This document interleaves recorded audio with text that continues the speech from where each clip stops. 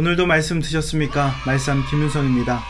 오늘은 마태복음 1장 18절에서 25절까지 말씀을 가지고 함께 은혜를 나누겠습니다. 오늘 본문의 내용은 예수님의 탄생을 예고하는 장면입니다. 마태복음은 요셉의 입장으로 그 내용이 쓰였고, 마리아의 입장을 참고하시기 원하신다면 누가복음을 읽으시면 되겠습니다. 오늘은 본문을 요셉의 입장으로 바라보고 요셉의 관점으로 해석하면서 말씀의 원리를 발견해 보도록 하겠습니다. 오늘 본문의 내용을 요셉의 입장에서 생각해 본다면 자신이 결혼할 그 약혼녀가 임신을 한 거예요. 일반적인 남자라면 아마 분노하고 당장에 파혼을 해도 이상하지 않은 상황입니다.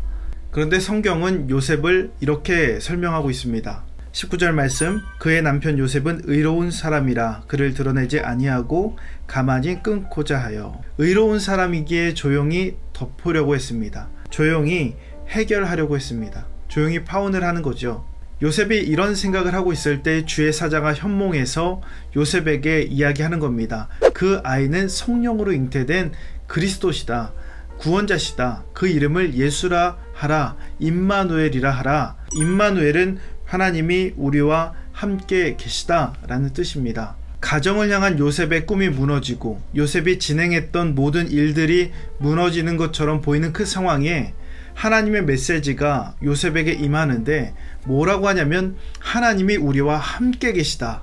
임마누엘이라고 이야기하는 겁니다. 요셉이 어떻게 행동했습니까? 24절 말씀, 요셉이 잠에서 깨어 일어나 주의 사자의 분부대로 행하여 그의 아내를 데려왔으나.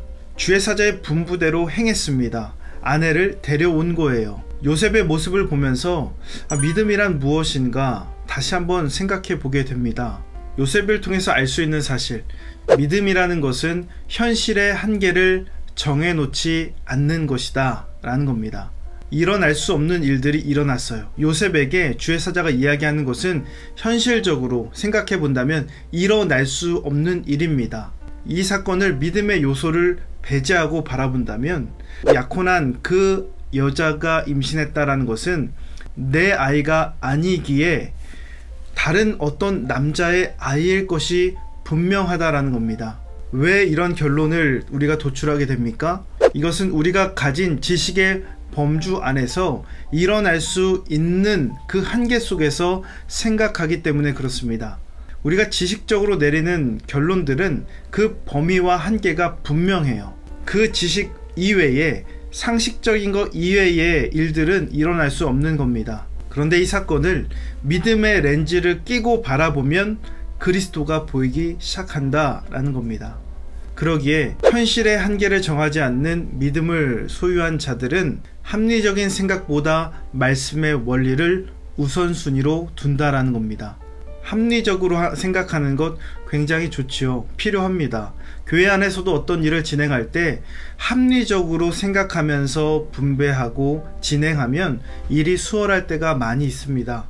그런데 때때로 우리가 믿음의 삶을 살다 보면 합리적인 생각으로는 되지 않는 부분들이 있어요. 합리적인 생각을 뛰어넘어야 될 때가 있다라는 겁니다. 그러기에 믿는 자에게 먼저 돼야 될 것은 합리적인 생각보다 하나님의 말씀의 원리가 선행돼야 되고 우선순위가 되어야 한다라는 겁니다.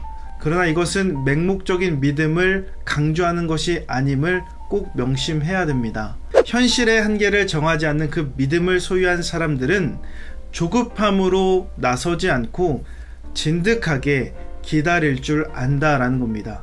마리아를 데려왔어요. 성령으로 잉태된 아이임에도 불구하고 이 아이는 뱃속에서 남들보다 더 빨리 나오는 것도 아니었고 나오자마자 엄마 아빠를 말을 할 줄 아는 것도 아니었습니다. 다른 아이들과 똑같이 태어났어요. 물론 예수님이 자라면서 동방박사도 찾아오고 12살 때 랍비들과 이야기할 정도로 아주 범상치 않은 모습들을 보일 때도 있었습니다. 그러나 이것으로 충분할까요? 이것으로 그리스도라고 믿을 만큼 조건들이 충분합니까? 그렇지 않다라는 거예요. 믿음을 배제하고 보면 우리 아이가 정말 똑똑하구나, 인물이구나, 천재구나 라는 정도로 생각할 수도 있는 겁니다. 요셉이 예수님이 그리스도신 것을 확인하기까지 단기간에 일어난 것이 아닙니다. 자신이 그 아이가 태어나는 것을 바라보고 성장하는 것을 바라보고 그리스도로서 세상에 자신의 뜻을 드러내기까지 굉장히 오랜 시간이 걸렸음에도 불구하고 요셉은 그것을 기다렸던 사람이었습니다.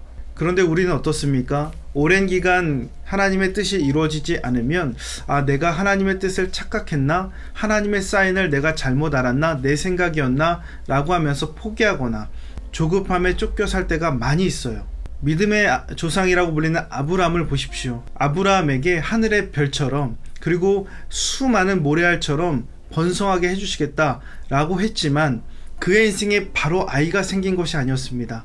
굉장히 오랜 시간 그는 그 말씀을 기다려야 됐어요. 그러기에 그 기다리다 못해 태어난 아들이 이스마엘입니다. 그러기에 우리가 기억해야 될 것, 지금 당장에 어떠한 결과가 일어나지 않는다 할지라도 진득하게 기다릴 수 있어야 됩니다. 조급함은 이를 그르쳐요. 조급함은 하나님의 그 계획을 어긋나게 합니다. 조급함은 하나님의 뜻을 성취하지 못하게 하는 거예요. 그러기에 우리의 삶 속에 조급함이 아니라 기다림으로 그 믿음의 열매를 완성해 갈 수 있습니다. 오늘의 묵상 질문입니다. 내가 요셉이라면 어떤 선택을 하겠는가? 왜 그런 선택을 했는가? 두 번째, 믿음의 선택을 후회해 본 적이 있는가? 세 번째, 조급함으로 하나님의 능력을 가리고 있진 않는가? 이 묵상 질문을 영상 하단에 설명란에 기록해 두었습니다. 여러분 보시면서 더 깊은 묵상으로 나아가시고 삶의 구체적인 실천 계획까지도 세우시기를 바랍니다. 오늘 내용도 도움이 되셨다면 좋아요와 구독 꼭 눌러주시고 이 말씀이 여러분의 삶이 되기를 예수님의 이름으로 축복합니다.